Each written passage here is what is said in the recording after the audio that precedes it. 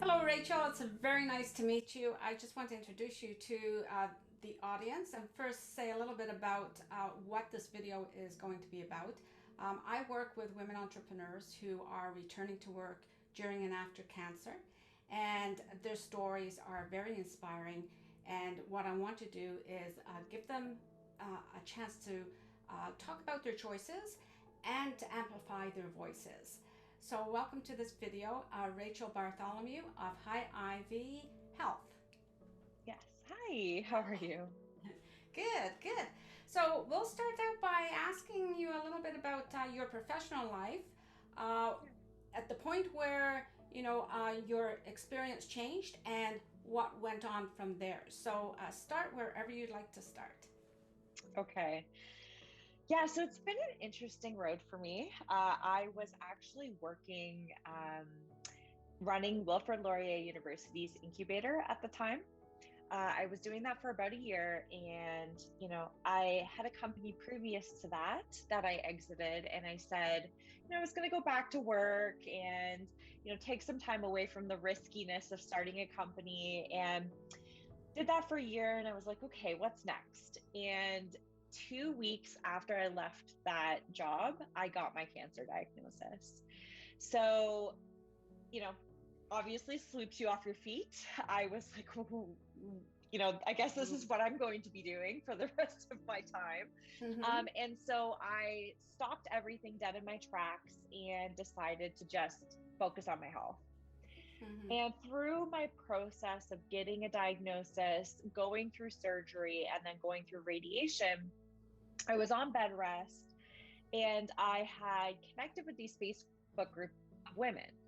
And these women had all went through gynecological cancers and had shared with, others about their process of going through their aftercare with their pelvic health.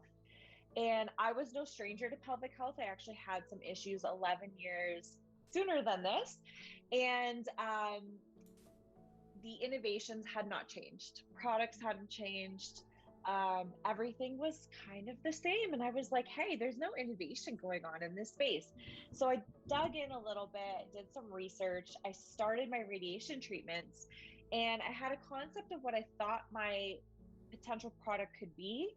And I used that concept. It was a, PowerPoint presentation of a really terrible design of a product, Mm-hmm. to actually validate it with my doctors. So as I was laying in the radiation machine, I was pitching to my radiologist, who then shared with the other radiologist, who then got back to my oncologist, who's like, hey, can I meet with you? And I'm like, oh no, what does she need to talk about? I'm scared. I'm in the Oh. middle of treatment. But she wanted to talk about the product. And that was really my first medical validation on what we were working on, and the fact that the medical system, on top of the patients, were looking for solutions. Mm-hmm. That's a great story on how something that we did not expect in life. You Yeah. were moving along with your career. It sounds like you were at the peak of your career or working towards the peak of your career, and then you have something like this that derails you, or for some people it would derail. What do you think was behind your thinking, your mindset for you to, especially during your treatment, to actually come up with an idea that's going to help other women and also become a business? Yeah, great question. So I always like to put out there that my story is not the expectation of any cancer patient. And I like to put that disclaimer out there, because I don't expect any woman, or anyone for that matter, going through cancer to be able to pick up and be innovative and be creative and Mm-hmm. be forward thinking and positive. Mm-hmm. I know how discouraging, I know how scary, and I know how negative the process is for cancer treatment, and how putting emphasis and all of your time on your health is really exhausting. And it was. But my biggest thing I like to say is that this was my distraction. Mm-hmm. And I used this process because I am the type of person, my brain is 100% going at all times. I'm super creative. I like to, push that energy into creative outlets, and sitting on, the bed by myself, with all the time in the world, just trying to take care of myself. I always say my body was disconnected from my brain. So my brain was going, but my body was kind of in shutdown mode. And so how can I keep this going? Keep myself stimulated, but give me the time that I needed to take care of my body. And like I said, it was a distraction away from the pain and the symptoms that I was dealing with and then ended up dealing with over time. So, I don't expect anyone to have a same story. It was, like I said, a good distraction at the end of the day.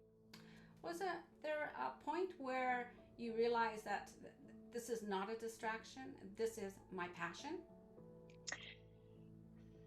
I think most definitely when I started to finish treatment and I started to connect with more women, I started to share my story, and I had people reaching out to me, just, would call me. I don't even know how they would get my number and say, help me. Oh. And when that started to happen, I realized, like, wow, this needs to happen. I feel like I'm obligated to help make this difference. And I have the resources, I have the capabilities, I have the network to make this happen. And why wouldn't I? And that went from, the selfish nature of obviously wanting to solve this problem for my own condition and my own problems, but knowing that it has a bigger impact for all women. So I definitely think that's the motivator for the underlying passion of why I'm doing this to begin with. And yeah, it's really become my passion. It's something I live, breathe, eat, sleep every single day. That's interesting, isn't it? How that turns something that is so frightening in life, but turn it into something positive. For sure. Is there something about your life, say as a little girl or early in your career, that when you look back, sort of points to not the event, but points to your ability to be able to take this event and change how you would perceive it? I would say there's a combination of things. I am a risk taker by nature. I've grown up as a risk taker. My family has modeled risk taking because my father is an entrepreneur. My whole family is entrepreneurs. So I grew up in that environment. I grew up racing motorcycles. I actually got really hurt. And I did that for about 12 years as a small child up until my teenage years. And I was crazy. Like, I had no understanding of what risk really was. I just pushed the boundaries all the time. So I think that's part of it. I think part of it too is I grew up with no limitations around me in terms of what society puts on women. I always raced against the boys, and my first company was in software and automotive, and like, those lines were always blurred for me, and I never looked at it as walls or boundaries that I had to overcome, and I never let it kind of get in the way of that. And so, even to this day, as I meet with people and, those things do come up, and the stigma associated with my product, the teaching and understanding, it really is, obstacles I have to get over on a regular basis that are there, and I acknowledge them, but I don't let them get in the way and discourage me from what I want to do. And so I think the combination of those, just pushing the envelope, being creative, having those outlets, just being authentically myself and not being afraid of doing that. And I think too, cancer will really test that for you, right? It really pushes you to just say screw it. Like, life has all of these expectations on you, and when you're face to face with survival and death brushed up with you, you realize, like, who cares what people think? Who cares? Like, why would that prevent me from moving forward? And I took that motivation into starting my business, I mean, it could be through any outlet, to really say, who cares? If I pitch this and somebody says that's the most stupidest idea I've ever heard, so be it. That's one person out of many. So, I think it's been a combination of life choices up until this point, but I think cancer also plays a big part in that. You never really saw any kind of obstacle that would stop you. If there was any obstacle that was going to slow you down, you had a mindset of like, screw it. We're going with this regardless, right? Yeah. So yeah. that's good. Tell me about any kind of help that you've had along the way that's been important to you in launching your business and getting the word out. Oh gosh, what help have I not gotten? I think is the main thing. We have an amazing ecosystem here in Canada, of incubators, accelerators, mentors, other small businesses. I think the biggest thing to know is I do not have a medical background. I am a patient with an experience, and that's all I bring to the table, with a little bit of business experience behind me. So I think the biggest thing for me was, how do I connect in and gather those resources for myself, around also making a medical device has so many implications to it around regulatory, around compliance, privacy, security. So I had to learn all of that. And I think the biggest thing I love to say is always challenge yourself. Like, you can go in to an industry and learn it. And it may be a little slower than your average Joe, who maybe come from that industry, but it is doable. And so I do say that Canada and our startup ecosystem has been so helpful with that. So I'm a part of a number of incubators, both on the hardware side, on the medical side, as well as just the basic business strategy side. They connect me to incubators. They connect me to other businesses who've done this before. And they connect me into the investor network to get resources like financial support to be able to move forward. Now, you're a participant in the RISE program with Innovation Guelph. Do you want to tell us a little bit about how that has helped you to move forward, what it's contributed to your business? Yeah, so the RISE program came very early on in our business. We were a lot farther behind than the most of the participants. We were just getting started, but had a really great concept and idea. I think it really got our feet on the ground. I connected with a mentor who's still my mentor to this day. His name is Retta Fayek, and he holds me accountable. And he is the type of person who is just like, let me see you do it. Like, I'd like to see you try to do that. Oh. And really challenges me and goes like, I don't know if you really know what you're doing. And he challenges me to kind of almost push me to be like, prove me wrong. And I love that. That's the type of mentor I love. Is that person who pushes me to really test the boundaries. And I think that's why we've achieved so much in such a short period of time. And have really gotten ourselves, the stake in the ground in our industry. And so he not only has held me accountable, pushed me, challenged me, but he also helps me in a lot of areas that I don't know a lot about. So he has done medical devices in the past. He's done manufacturing in the past. Manufacturing is a new world for me. So I'm just starting to learn that now. And he's navigating the criteria for selection for manufacturing through that process. So that's been a big one. I think too, just the connections to women is my biggest value point with RISE as well. Any of the female programs I've been a part of, and I've been a part of 3 with this business, the value is really the participants you go through the program with. They are strong, risk-taking, smart women who challenge you, but also share resources so openly. Like, there's no competition as much as it is based on a pitch competition at the end. Yeah. It's like, screw the competition. I just want to see you succeed. And I think that's the beauty of women-based programs, and just women in general. We love to help each other out and collaborate and boost each other up. And that's been super valuable.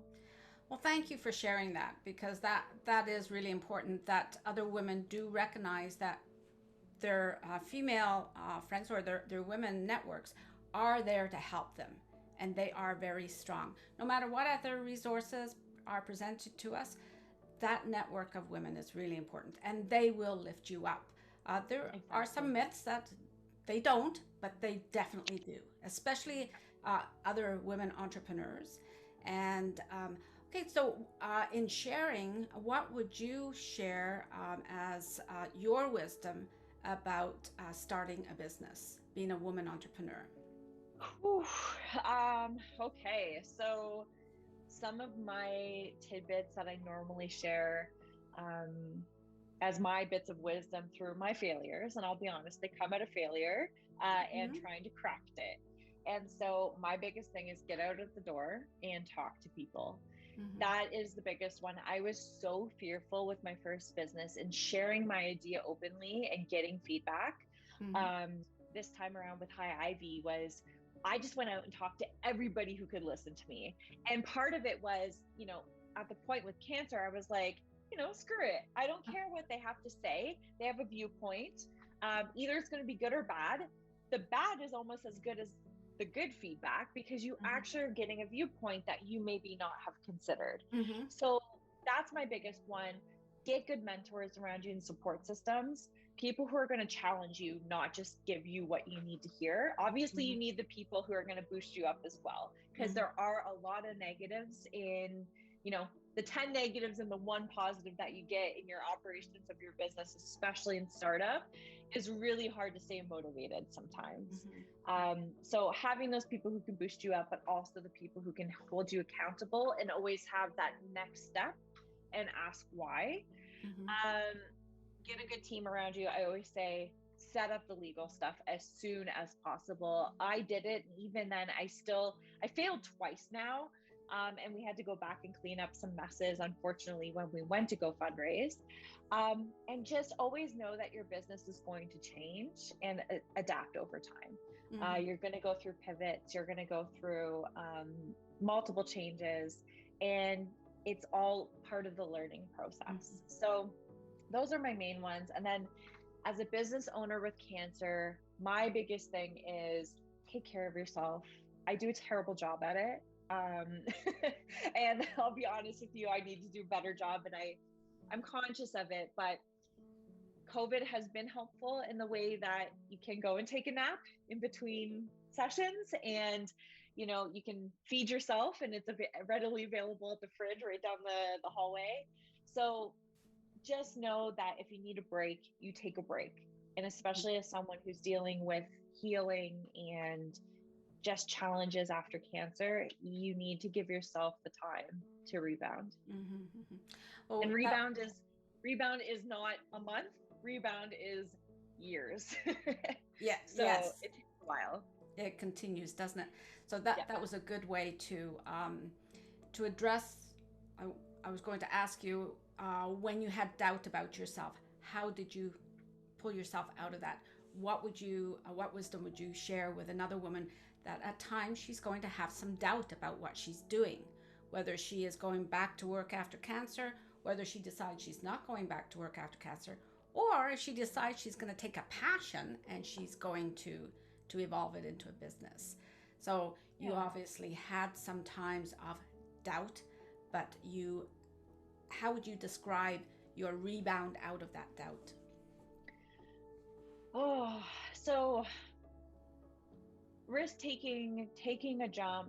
I mean, all of this is taking a risk, right? It's the risk of your health, it's the risk of your mindset, it's the risk of everything. Risk, I view, doesn't need to be jumping off a cliff without a parachute. It can be done strategically with the right information, setting yourself up for success. And I obviously doubted going back to work. I jumped in too quickly, too fast, and realized that I needed to take a step back and really take care of myself. Just because you have one good day doesn't mean that the next day isn't going to be a struggle, especially when it comes to your health. And that's what's going to come before anything career, anything, business related. When it comes to business, like I said, it doesn't need to be just jumping off the cliff and hoping for the best. I always try to look at both sides, the pros and cons to all of my decisions. I involve a lot of my team, even down to the co-ops and interns, in my decision making, to really look at all of the viewpoints and be strategic about it. And know that if I pick a path, I looked at all of the angles that the path is going to be. Of course, there's going to be doubt in that. And I think you should have some doubt in some of the steps you're going to take in a new business, because you never know what the right path is going to be at the end of the day. And so take into consideration all of the viewpoints you can. Be strong in the path you do take, have a reasoning for why you did take that path, and reflect. I think reflection is always important, as to why did you do the things you did, why did you take the steps you took. And nothing's ever set in stone. Things change so much. You can always double down, you can always go back, you can always change. And I always say, if something happens, like you go back to work, you get fired, or something bad happens, you get demoted, maybe it wasn't your path. I do truly believe that things happen for a reason, for the good and the bad. I try to make the bad into a good, Yes. for some sort of reason. So I think that's my viewpoint on it. Okay. So Rachel, what's next for you? So we just finished raising money for our business. So we're going to be closing that and announcing that. Getting our product off the ground is our big one. Getting through our clinical trials and evidence, going through our regulatory pathways, getting everything that we need to get done to have a real valid business that really helps people. That's my ultimate goal. In about a year, we'll be launching our product to the market. Right now, as it stands, we're just going through focus groups and we're recruiting women who want to participate. We're dealing with pelvic health challenges. So really taking time to understand everyone's needs. Everyone is so different in their story. And personally, it's just, continuing to take care of myself. I'm about 2 years out of treatment. I'm still in the cycle of the 5 years waiting to see what happens. And it comes with its challenges. I think treatment is sometimes very damaging to the other things, not just the cancer. And so I'm just dealing personally with those symptoms and those issues on top of it, and just taking it one day at a time. Yeah. Well, I'm sure everyone wishes you the very best, and not just in your business, but in your health as well. It can be euphoric when you are past that 5-year mark. It's euphoric actually when you finish some of your treatment, right? It's also very humbling. So I want to let people know that there will be information in the description of this video, that if they want to get in touch with you, learn more about your program, perhaps recruit for some of your focus groups, that would be a good thing. I know that may not be easy at the moment, but it slows things down so that you can be more thoughtful about how you're going about it, right? And even more opportunities to attract the people that you would like in your focus groups. So like you said, you take some of the tough pieces and you look optimistic, and you find ways of making it work. Is there anything else that you'd like to add before we end our conversation today? No, just you can follow us at Higher Ivy Health on Instagram, LinkedIn, Facebook. We, like I said, are recruiting. So highivy.com is our place for recruiting. And we're looking for every woman who's dealing with different situations in their pelvic floor. Well, we'll all do our best to promote you and promote your concept. Okay. Yeah, thank you very much, Rachel. Really appreciate your time today and you sharing your experience with us. Likewise. Thanks for having me. Bye-bye. Bye.